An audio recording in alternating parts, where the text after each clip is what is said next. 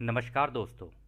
Law of one यानी एक का कानून, या कह लीजिए एक का ज्ञान, या कह लीजिए एक का तरीका।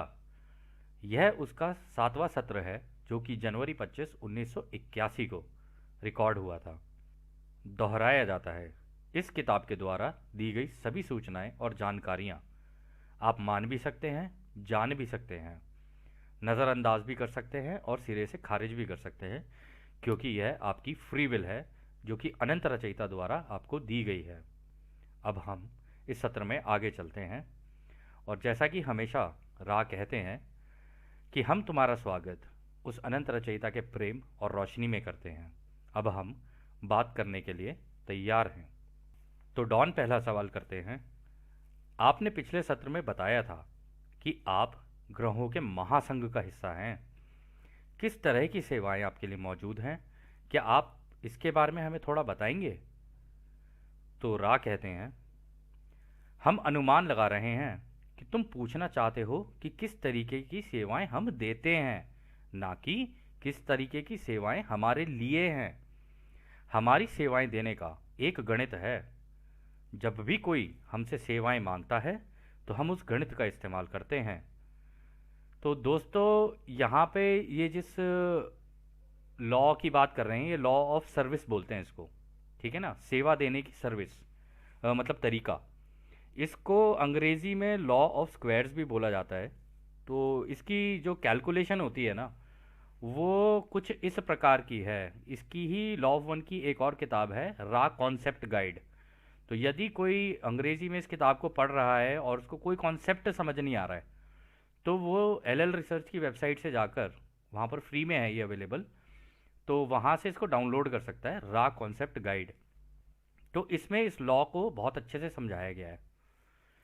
तो ये लॉ जो है ना, वो इस तरीके से काम करती है कि मान लो धरती पर से कुछ दिक्कत आ गई, कुछ परेशानी आ गई या कुछ हुआ, तो किसी को किसी तरीके की सेवा चाहिए या कुछ सीखना है। जैसे कि वही उन्होंने बताया कि ध्यान की हम इतनी चीज़ें बता सकते हैं, तो मैं और भी अलग अलग तरीके के काफ़ी ज्ञान दे सकते हैं। तो उसको सेवा में ही काउंट किया जाता है। तो ये भी हम जो लॉ ऑफ वन आपको दे रहे हैं, ये भी एक तरीके की सेवा है। यदि आप किसी और को देते हो तो वो भी सेवा में ही काउंट की जाएगी। परंतु सेवा करते वक्त सबसे ज़्यादा जो ध्यान रखा जाता है, वो रखा जाता है दूसरे की आज़ादी का उल्लंघन ना हो। जैसा कि हमने पिछले सत्र में बताया कि इसको करने का तरीका जो रचयिता का है वो है रहस्य। दो, पर इस तरीके से दो कि सामने वाला खुद मांगे, ना कि आप उसके ऊपर ज़बरदस्ती अपनी सेवाएं थोपो। ये चाहे वो प्रेम ही क्यों ना हो, प्रेम भी आप दूसरों के ऊपर ज़बरदस्ती नहीं थोप सकते। तो ये इस तरीके से काम करती है। जो भी व्यक्ति सबसे पहले कॉलिंग, या फिर इसके लॉ ऑफ कॉलिंग भी बोलते हैं, सबसे पहले सेवा मांगेगा, उसको अनंत काउंट किया जाएगा। उसको ये नहीं माना जाएगा कि वो एक है, वो एक नहीं, अनंत काउंट किया जाएगा। और मान लो उसके साथ जुड़कर बिल्कुल उसी की जैसी सोच का, दूसरों की सेवा की भाव रखने वाला, वो उससे जुड़ता है, तो वो 2 इंटू 2, क्योंकि वो 2 है, अब दोनों मिला के 2 हो गए, तो 2 इंटू 2 4 हो गए, यानी 2 गुणा 2 4। अब मान लो एक तीसरा और जुड़ गया, तो ये हो जाएगा 4, जो पिछला नंबर था उससे, उसको गुणा करो 2 से, तो आएगा 8। अगर मान लो एक चौथा और जुड़ गया, तो ये हो जाएगा 8 गुणा 2, यानी 16। हमने दोस्तों इसका एक सिमुलेशन एक नॉर्मल एक्सेल पे बना रखा है, जो कि हम आपको दिखा सकते हैं। तो हमने इसको इस तरीके से बनाया था कि ये लॉ ऑफ स्क्वायर्स काम कैसे करती है। परंतु इसके अंदर एक भेद और है। जितने लॉ ऑफ स्क्वायर लगाती लगती चली जाएगी, मान लो यहाँ पे जैसे इन्होंने 10 तक की कैलकुलेशन कर रखी है इस किताब के अंदर। 10 तक की कैलकुलेशन में इन्होंने जब किया, जब 10 लोग मिलके करते हैं तो उसका टोटल काउंट आता है 1024।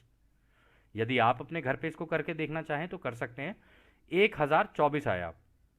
परंतु अब इसमें एक भेद और है कि 1024 लोग अगर कॉल कर रहे हैं, मदद मांग रहे हैं, और पूरी धरती की, मान लो एक बार को मान लेते हैं कि धरती की पूरी जनसंख्या, या किसी भी ग्रह की पूरी जनसंख्या, धरती की ही क्यों बात करें, जब पूरा ब्रह्मांड रखा हुआ है तो धरती, ब्रह्मांड की बात करें ना, धरती की बात करने का क्या फ़ायदा अभी फ़िलहाल के लिए।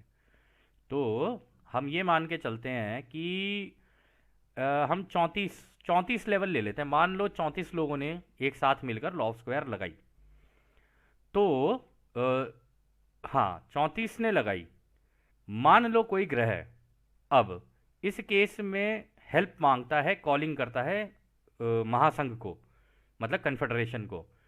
तो उसकी कैलकुलेशन ये होगी कि ये जो 34 लोग हैं ना जिन्होंने मदद मांगी है, उसको आपको भाग भी करना पड़ेगा उतने लोगों से जितने लोगों ने मदद नहीं मांगी है। यानी अगर इस 10वें वाले लेवल पे लेके चलते हैं, मान लो 10 लोगों ने कॉल की तो 1024 मानी जाएगी। परंतु अगर धरती की पूरी, हम अपनी धरती की अगर बात करें और पूरी की पूरी जनसंख्या, बाकी मांग ही नहीं रहे हैं, उनको पता ही नहीं है कि हाँ भाई एक का ज्ञान क्या होता है क्या नहीं है, ये रचयिता के तरीके काम कैसे करते हैं, उनको नहीं पता। तो ये भाग किया जाएगा पूरी जनसंख्या से। तो पूरी जनसंख्या से अगर आप भाग करते हो, हमने यहाँ पे 33वें लेवल पे देखा तो 8.5 बिलियन बन रही है पूरी जनता।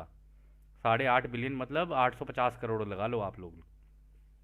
इससे अगर आप भाग करते हो तो ये जो नंबर आ रहा है ना, ये कुछ 1.19। तो कायदे से कन्फेडरेशन को ये पता चलता है कि अगर 10 लोग कॉल कर रहे हैं और 10 लोग के अलावा और कोई कॉल नहीं कर रहा है, तो असलियत में जो कॉल मांगी वो है वो 1.19, यानी कुल मिला के लगभग 2 लोगों ने ही मदद मांगी है असलियत में। तो इसके लिए जितने ज़्यादा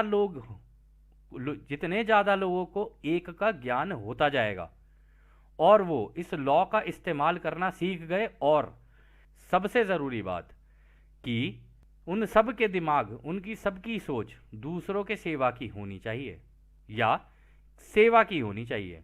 अब इसमें ये दोनों तरफ लग सकती है आगे। ये जो सेवा का जो एक, ये जो मायाजाल है, जो खेल है, वो आपको आगे पता चलेगा। लेकिन ये लॉ स्क्वायर बहुत इंपॉर्टेंट है, आप इसको समझ के चलिएगा। तो कायदे से देखा जाए तो 10 लोगों ने जब कॉल की तो एक्चुअल कॉल हुई केवल 2 लोगों के लिए। ठीक है। तो अब इसमें खैर हम आगे चलते हैं कि और राह क्या कहते हैं। यदि आप में से किसी को इसकी ज़रूरत हो तो आप अपने यहाँ पर कर सकते हैं इसको कैलकुलेट। एक बार को हम और दिखा देते हैं। हमने क्या किया, हमने यहाँ पे लॉ ऑफ सर्विस लगाया।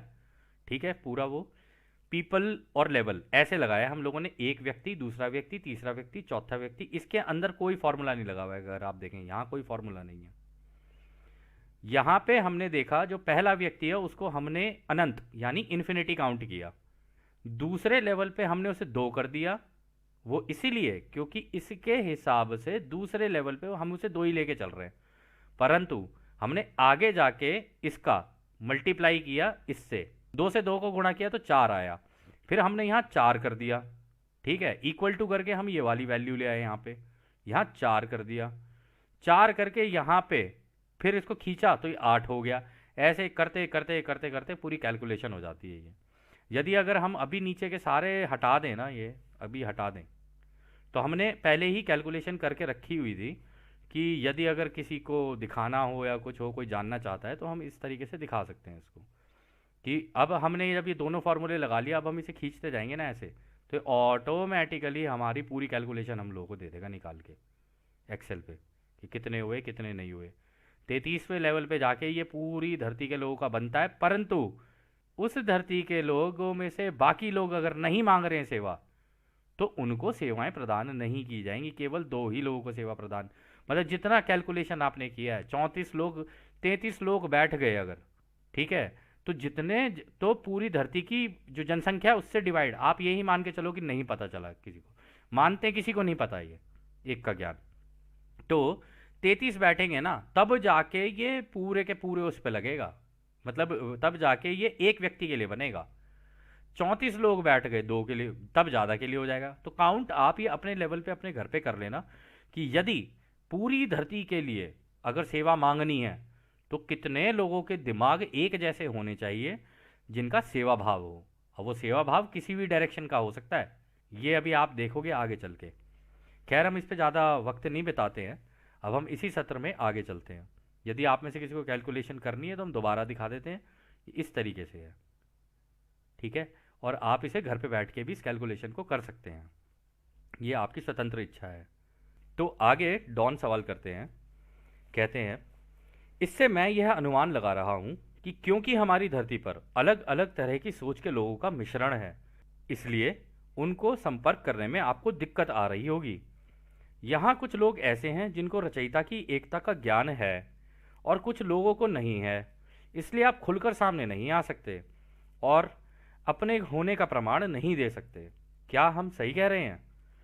तो रा कहते हैं हमको तुम्हारे सारे लोगों की सोच के मायाजाल को समझना पड़ता है, इसलिए हमारी सेवाओं को देने में दिक्कत आती है।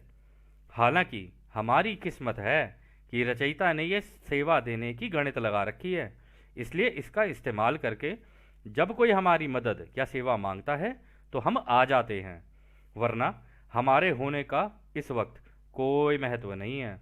तो दोस्तों, ये जो लॉ ऑफ स्क्वायर्स है ना, ये कन्फेडरेशन के लिए कह लो या इस महासंघ के लिए बहुत ही इंपॉर्टेंट चीज़ है। मतलब अगर ये ना हो ना तो समझ लो किसी ग्रह की मदद नहीं की जा सकती। तो वो कहते हैं छोटे में कहें तो हाँ, तुम सही कह रहे हो, हम तुम्हारे किसी एक गुट नहीं, सभी की सोच को समझकर अपनी सेवाएं देते हैं। जो जैसे जैसे हमारी सेवाएं मांगता है हम वैसे वैसे उसको अपनी सेवाएं देते चले जाते हैं। तो अगला सवाल डॉन कहते हैं तो इस गणित के हिसाब से यदि 10 लोग आपको मदद या सेवा के लिए बुलाएं तो आप उसको 100 लोग मानते हो, क्या मैं सही कह रहा हूं? तो रा कहते हैं ये नहीं, ये ठीक नहीं है। यदि 10 लोग हमारी मदद या सेवा मांगते हैं तो हम उसको 1064 काउंट करते हैं, यही इस गणित का हिसाब है और इसी से हम उसको मानकर चलते हैं। हालांकि सभी लोगों की सेवा मांगने के लिए सोच में विभाजन होने के कारण थोड़ा नुकसान होता है, परंतु लगभग इतने ही लोग बनते हैं। इस गणित के हिसाब से जितना सोच में मिलन होगा उतने ही अच्छे नतीजे आते जाएंगे। तो कहने का मतलब है दोस्तों, ये लॉ ऑफ स्क्वायर्स इतनी पावरफुल चीज़ है कि यदि किसी को समझ में आ जाए और जितने ज़्यादा लोगों को समझ में आ जाए, वो इस ग्रह को किसी भी दिशा में लेके जा सकते हैं। ये लोगों के हाथ में है, ऐसा नहीं है किसी एक के हाथ में है। तो खैर, आगे डॉन कहते हैं अभी आपकी सेवाओं के लिए कितने लोग धरती से मदद मांग रहे हैं? तो रा उस जमाने के हिसाब से, मतलब 1981 के हिसाब से भी बताएंगे, केवल हमको यानी रा को धरती से 3,52,000 लोगों ने मदद मांगी है और पूरे संघ से 63 करोड़ 20 लाख लोगों ने मदद मांगी है। तो दोस्तों 1981 में 63 करोड़ 20 लाख लोगों ने पूरे महासंघ से मदद मांगी थी। अब ये वो लोग हैं जिनका एक साधारण तरीके से एक वो ही ऐसा होता है, मतलब एक भाव ही ऐसा होता है दूसरों की सेवा का। और ऐसा नहीं कि झुकाव बिल्कुल ऐसा ही हो कि जी बहते ही चले जा रहे हैं उसके अंदर, ऐसा नहीं, लेकिन दूसरों की सेवा का भाव होता है उनका। इनमें कई सारे ऐसे होते हैं जो कि ध्यान करते हैं, कई सारे ऐसे होते हैं अलग अलग तरीके से चीज़ें कर रहे होते हैं। बट हाँ, इसमें जो ज़्यादातर लोग होंगे वो होंगे जो ध्यान वगैरह और ये सारी चीज़ें करते हैं, क्योंकि उसी उसी अवस्था में आप इनसे मदद मांग सकते हो और कोई तरीका नहीं है इनसे मदद मांगने का। अगर आप सोच रहे हो ना कि मैं ऐसे ही खड़े हो गए छत पे खड़ा हो जाऊंगा तो फिर सेवा मिल जाएगी, चांसेस कम ही हैं उस केस में। तो डॉन कहते हैं क्या आप बता सकते हैं कि सेवा के गणित यानी लॉ ऑफ स्क्वायर्स के हिसाब से ये अंक कितना हुआ? तो रा कहते हैं ये अंक बहुत बड़ा है और इसको लिखने का कोई महत्व नहीं है। हालांकि ये अंक दर्शाता है कि बहुत बड़ी संख्या में हमसे मदद मांगी जा रही है और ये आवाज़ पूरे ब्रह्मांड के लोग जो रचयिता की सेवा में हैं सुन और महसूस कर रहे हैं कि हमारे अपने भाई दुख, दर्द और निराशा से गुजर रहे हैं और अब हमें अपनी सेवा देनी है। तो दोस्तों, धरती पे अगर आपने हर जगह देखा होगा, जब पाप बढ़ता है, दुख बढ़ता है, लोगों के अंदर निराशा आती है, बहुत दिक्कतें हो जाती हैं, तो इस महासंघ के साथ ऐसा नहीं है ये तो एक महासंघ है, ऐसे अनंत महासंघ हैं। उन सब अनंत महासंघों में से अलग अलग आकाश गंगाओं से उठ उठ के आते हैं सारी की सारी वानर सेना कि आ जाओ, भाइयों को जरूरत है अब इन्होंने आवाज लगा दी, अब जाके इन्हें अकल आई है कि हाँ हमारी जरूरत है इन्हें। तो तब आते हैं ये, और वो भी तब जब मांगे। अब मांग ही नहीं रहा है, खोया हुआ है, तो उसकी मदद कौन कर देगा? जिसने सोच ही रखा है गड्ढे में कूदने का तो उसको कौन बचाए? तो खैर, आगे डॉन कहते हैं, ये आवाज और कितनी बड़ी होनी चाहिए कि आप खुलकर हमारे धरती के लोगों के सामने आए।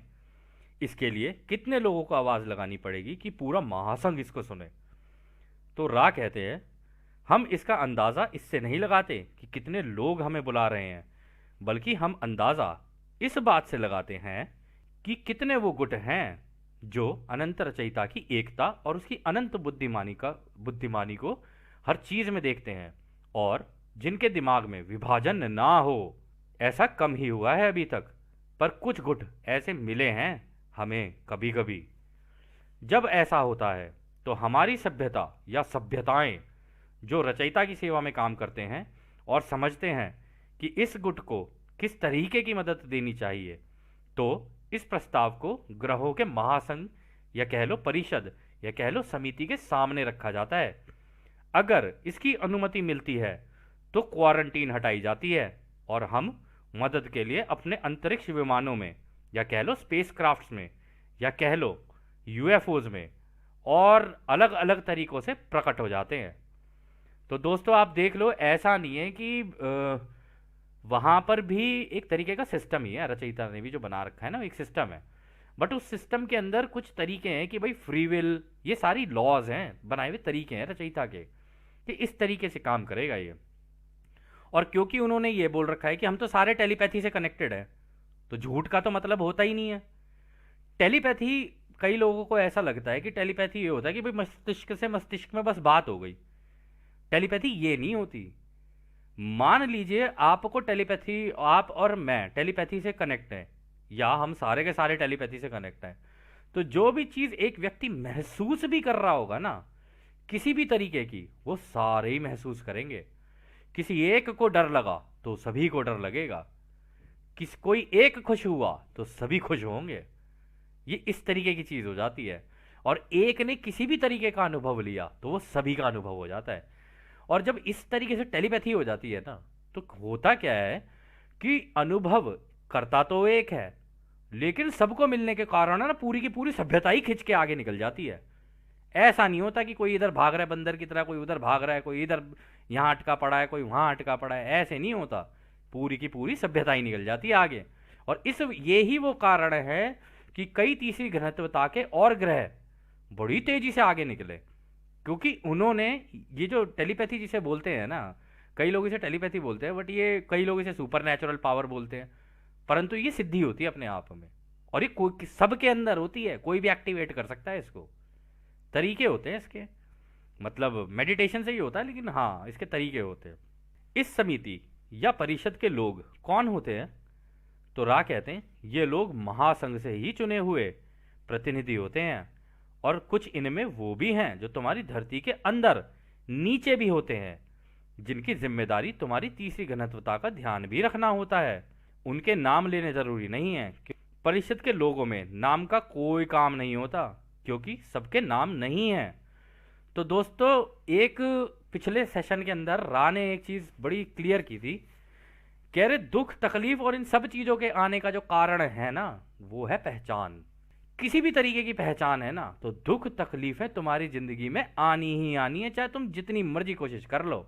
और यहाँ पे उल्टा है, यहाँ पे क्या है कि महासंघ में किसी का नाम ही नहीं है, और सारे के सारे टेलीपैथी से जुड़े हुए हैं। और एक की मदद कर, मतलब एक को पता चलेगा कि भाई ये मांग रहे हैं, तो सभी को ही पता चल जाता है कि हाँ इस ग्रह से आ रही है भाई साहब, प्रॉब्लम हो गई है इस ग्रह में, यहाँ पे दिक्कत आ गई है। और यहाँ पर ये जो कह रहे हैं ना धरती के नीचे, तो आप में से कई लोगों को नहीं पता होगा, ये वास्तविकता भी है कि धरती के नीचे भी कन्फेडरेशन के मेंबर्स रहते हैं। और उन वो इतनी हाईली एडवांस सिविलाइजेशन है कि वो धरती के नीचे रह के ना अपना खुद का एक कमरे के अंदर सूरज भी बना सकते हैं, या अगर बहुत बड़ा एरिया हो या बहुत बड़ी जगह हो तो उसके अंदर अपना सूरज भी बना सकते हैं। हालांकि ये कोई बहुत बड़ी चीज़ नहीं है सूरज बना लेना, अभी आप लोगों को शायद ये आपकी जस्ट जानकारी के लिए है कि चाइना ने सूरज और अभी चंद्रमा दोनों बना लिए इलेक्ट्रोमैग्नेटिक फील्ड्स का इस्तेमाल करके। अब क्यों बनाए हैं, क्या बनाए हैं, वो रा भैया आगे बताएंगे, लेकिन अभी फिलहाल के लिए हम इसको यहीं पर करते हैं। तो आगे रा कहते हैं, जो समिति निरंतर सत्र में बैठते हैं, मतलब इस समिति के बारे में बात हो रही है कि ये समिति निरंतर सत्र में बैठते हैं, उनमें 9 चुने हुए प्रतिनिधि बैठते हैं।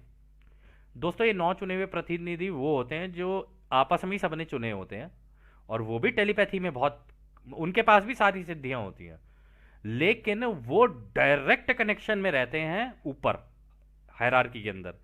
हायरार्की नहीं कह सकते आप इसको, क्योंकि जो रचयिता की जो सोच में चल रहा है ना, वो इनको सबको पता होता है कि रचयिता क्या सोच रहे हैं इस वक्त, मतलब इतनी एडवांस सिविलाइजेशन है। तो वो कहते हैं इसको सत्र समिति या सत्र परिषद बोलते हैं। जब भी जरूरत पड़ती है तो इनको सहायता देने के लिए 24 लोगों की एक और समिति होती है जो ईमानदारी से इनके काम को देखती है। इनको गार्जियंस या अभिभावक या रक्षक कहते हैं। तो ये 24 रक्षक होते हैं दोस्तों, जो ग्रह का पूरा ध्यान रखते हैं, ग्रह का नहीं पूरे सौर मंडल का पूरा ध्यान रखते हैं, ये कि किस ग्रह पे क्या चल रहा है। और आप अंदाज़ा नहीं लगा सकते इनकी पावर का, अंदाज़ा नहीं लगा सकते इनकी कैपेबिलिटीज़ का। खैर हमसे तो ना ही पूछो कि इनकी कैपेबिलिटीज़ क्या है, जिस दिन खुद आप अनुभव कर लोगे उस दिन आप देख लेना। तो आगे रहा बोलते हैं, ये पूरी समिति बिना किसी भेदभाव के एक दूसरे के साथ रचयिता की एकता से दिमाग में बात करते हैं। इसको तुम टेलीपैथी बोलते हो। ये सभी एक के ज्ञान का इस्तेमाल करके सारे काम करते हैं। जब भी महासंघ के लोगों को किसी तरह की सोच और सलाह की जरूरत होती है तो वो एक संतुलित तरीके से अपनी सलाह देते हैं, जिसके आधार पर हम अपनी किसी तरह की कार्यवाही कर सकते हैं। इसमें जो काम होते हैं वो एक तो ध्यानपूर्वक एक ग्रह को दूसरे ग्रहों के समूह को महासंघ में शामिल करना होता है।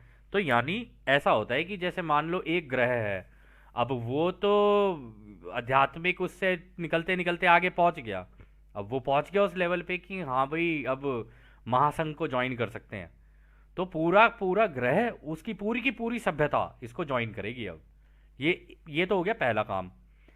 दूसरा, उनकी मदद करना होता है जिनको ठीक से यह नहीं पता होता है कि किसी ग्रह के लोगों की मदद कैसे की जाती है, जिसमें यह देखा जाता है कि किसने मदद मांगी, एक के कानून या ज्ञान के हिसाब से क्या होना चाहिए और कितने लोग मदद मांग रहे हैं, क्योंकि कभी कभी विरोधाभास भी हो सकता है, तो उस वक्त क्या करना है।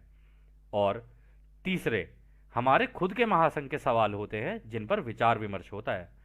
तो दोस्तों एक मतलब इस पूरे महासंघ मतलब हम सुनते थे, मतलब रामायण में एक संघ होता है, महासंघ है, ये सारी चीज़ें हैं, तो मतलब लगभग हमारी आंख के सामने तो रामायण ही चल गई थी। खैर क्योंकि हमें जो पता है हम तो उसी के हिसाब से बता सकते हैं ना, ऐसा नहीं है कि ये बाकी मतलब धर्मों में नहीं है, ये हर धर्म में आपको इससे रिलेटेड कुछ ना कुछ मिल ही जाएगा।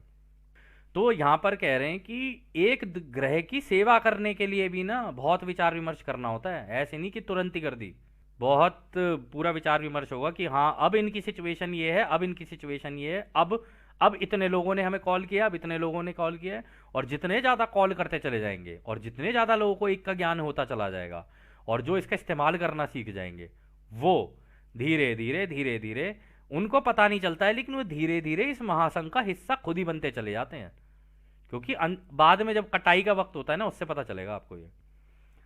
तो फिर वो आगे कहते हैं, ये कुछ बड़े कर्तव्य हैं इस समिति के।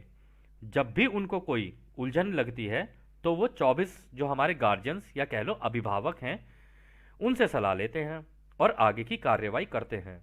तो मतलब ये गार्जियंस जो है ना, अगर इन्होंने बोल दिया ना जाओ और इस प्लैनेट को रेस्क्यू कराओ, अब फंस गया है प्लैनेट, तो ये गार्जियंस ने बोला नहीं और पूरा का पूरा महासंघ कूद पड़ता है एक ही बार में। खैर सोचने वाली बात ये कि क्या कहानी होती होगी। तो फिर डॉन कहते हैं, क्या ये 9 लोगों की समिति वही है जिसका जिक्र इस किताब में है जिसका नाम यूरी है, जो आंड्रिया पुहारिक ने लिखी थी। तो रा कहते हैं, इस 9 की समिति के बारे में काफी हद तक तुम्हारे यहाँ दो लोगों ने बताया है। एक का नाम मार्क प्रोबर्ट है, जिसने इसके ऊपर एक किताब लिखी है, और दूसरा आंड्रिया हेनरी पुहारिक ही है। दोस्तों, ये जो किताब है ना, यूरी, अगर कभी आपको लगे, हम आपको ये नहीं बोल सकते कि तू ऐसा कर या ना कर, क्योंकि हमें भी अब समझ में आ गया है कि एक का ज्ञान क्या है और आपकी आज़ादी क्या है। तो कभी अगर आपका मन हो तो आप कोशिश कर सकते हो, या आपकी चॉइस पे ही होगा, कि आप इस किताब को पढ़ो। आप हंसते हंसते लोटपोट हो जाओगे अगर आपने किताब सच में पढ़ ली तो। इस किताब का एक रोचक एक हिस्सा हम आपको बताते हैं, जिसको पढ़ते पढ़ते हम लोग सारे लॉ ऑफ वन के जितने भी हम लोग ज्ञानी हैं, ज्ञानी कह लो या हम लोग एक तरीके से प्रैक्टिशनर कह लो आप हमें, कि हम इसकी प्रैक्टिस करते हैं, अभ्यास करते हैं इसका। और क्या कहते हैं, ध्यान अवस्था में भी जाके और अलग अलग तरीके से। तो एक बड़ी रोचक कहानी थी उसके अंदर की, आंड्रिया पुहारिक इनके कांटेक्ट में आ जाता है, मतलब महासंघ के, कन्फेडरेशन के। तो बचपन में उसका एक एनकाउंटर हुआ होता है कि उसके ना बचपन में एक यूएफओ आता है, उसके ना माथे पे एक बीम मार देता है। उसके बाद से उसकी जितनी भी कुछ होती है ना मैजिकल पावर, सारी जागृत हो जाती हैं उसकी। जितनी भी उसकी शक्तियां होती हैं सारी जागृत हो जाती हैं। तो ऐसी कुछ सीन चल रहा होता है, तो वो सीन बड़ा रोचक था। तो ये होता क्या है कि आंड्रिया, ये क्या कहते हैं, यूरी जेलर जो है, अगर आपको इसको चेक करना चाहो तो यूट्यूब पे इसकी एक छोटी सी सीरीज है, यूरी करके, यूरी जेलर करके। उसमें इसने कई चीज़ें बताई हैं जो कि काफ़ी रोचक है, काफ़ी मतलब और महत्वपूर्ण भी है। तो उसमें क्या होता है, ये होता किसी होटल के पास है, अपनी शायद किसी प्रेमिका के साथ होगा। तो वहां पर होता है और वहां से गायब हो जाता है एकदम से, और शीशा तोड़ के एंड्रिया के घर के अंदर जाके गिरता है। ये आंड्रिया इसका दोस्त है, दोस्त मतलब ये साइंटिस्ट है आंड्रिया पुहारिक। इसी तरीके की पैरानॉर्मल एक्टिविटीज और इन सब चीज़ों के अंदर इसकी काफ़ी रुचि थी। तो इनका अपना खुद का एक समूह था। तो ये वहां से गायब होता है, उसके यहाँ पे निकल आता है। आंड्रिया इससे ये पूछ रहा होता है, तू यहाँ कैसे आया? तो वो कहता है कि यार मैं तो अभी तो होटल में था, मैं यहाँ क्या कैसे आ गया? तो ये जो चमत्कारी चीज हुई ना, इसके साथ वही हुआ कि इसी हवा में गायब हो गया, और वहां से तुरंत वहां से निकला और यहाँ से आ गया निकल के एकदम। इसको नॉन लीनियरिटी बोलते हैं इंग्लिश में, बट बहुत सारी चीज़ें हैं। खैर, ये सत्र लंबा हो जाएगा, हम इसको अभी यहीं पर रोकते हैं। अगर आपकी कोई इच्छा हो इनमें से अभी फ़िलहाल, क्योंकि ये काफ़ी हैवी रहा है सेशन, सत्र, तो इसको अभी हम यहीं रोकते हैं। और अगले सत्र में इसको आगे कंटिन्यू करते हैं। और अब हम आपको उस अनंत रचयिता के प्रेम और रोशनी, शक्ति और शांति में छोड़कर चलते हैं भाइयों। बहुत बहुत धन्यवाद। आडने आडने।